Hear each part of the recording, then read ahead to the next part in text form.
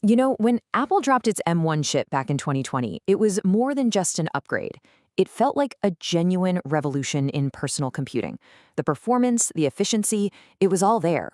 But what if that incredible speed came with a hidden catch? I mean, this was the headline, right? This was Apple's incredibly bold claim when they pulled the wraps off the M1. It was their big, dramatic breakup with Intel, and they made it crystal clear they thought they had built something fundamentally better.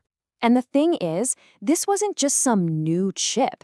This was a whole new philosophy, a complete redesign of how a computer's brain should work, right? From the ground up. So, to really get how Apple pulled off this massive leap, we have to talk about the core design concept, the system on a chip, or SoC. And this is where all the magic, and maybe all the trouble, really begins. All right, so what makes this design so different and so powerful?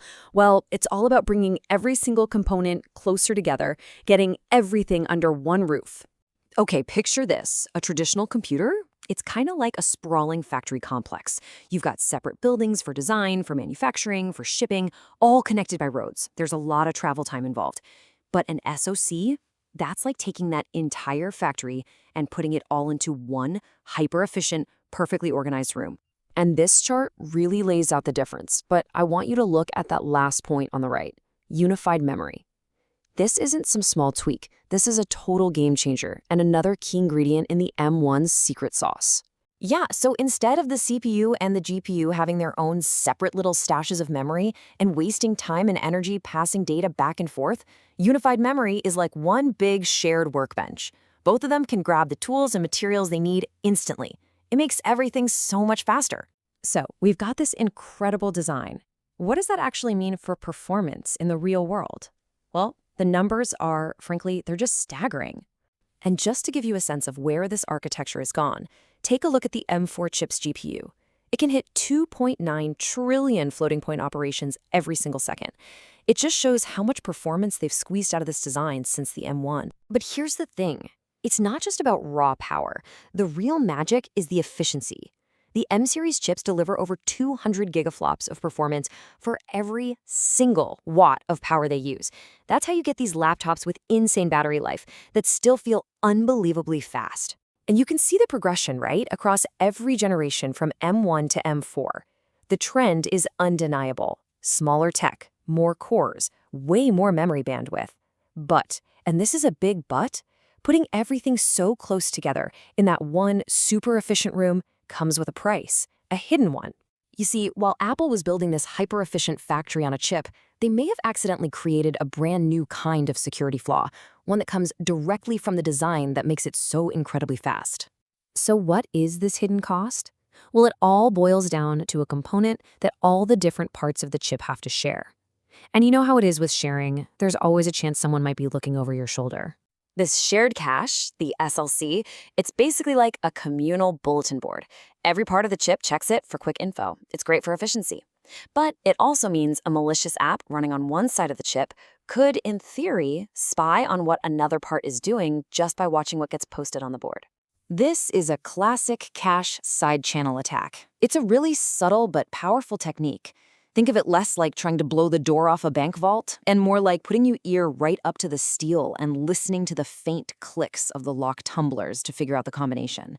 You never touch the money, but you learn the secret. So here's how it works in practice. First, an attacker primes the cache by filling it with their own data. Then you just do your thing, browse a website, type a password, whatever, and your activity unknowingly kicks some of their data out. Finally, the attacker probes the cache by checking their data again. If it takes longer to access, they can tell what you were just doing. Those delays tell a story. Okay, so that sounds pretty technical, right? But what does it actually mean for you, the person using the computer?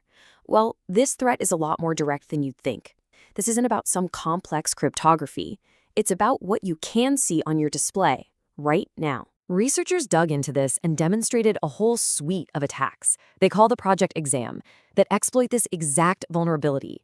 And the real-world implications are, well, they're pretty startling. First up is website fingerprinting. You see, every website renders just a little bit differently, creating a unique fingerprint in the GPU's memory usage. An attacker can watch the shared cache for these fingerprints and figure out exactly which websites you're visiting, even if you're in a totally different browser or a background tab. This next one is even more insidious: cross-origin pixel stealing. This could allow a malicious web page you have open in one tab to slowly, piece by piece, reconstruct text or images from another website open in a different tab. Think about your username on a social media site or a private photo, just being siphoned off pixel by pixel. But the most alarming attack of all is screen display snooping. This one goes beyond the browser. It could potentially extract information from any application on your screen. System menus, Word documents, password prompts, anything that gets rendered on your display becomes a potential target. The researchers themselves didn't mince words about how serious this is. And it brings us right back to that core idea. The very design that gives these chips their incredible power is also the source of this very unique vulnerability. It's a fundamental trade-off. Apple's M1 architecture was without a doubt a monumental leap forward for performance and efficiency, but it also shows us that new designs can bring new, totally unforeseen challenges, and it forces us all to ask a critical question as we look to the future of computing. In our relentless pursuit of speed, what are we willing to sacrifice?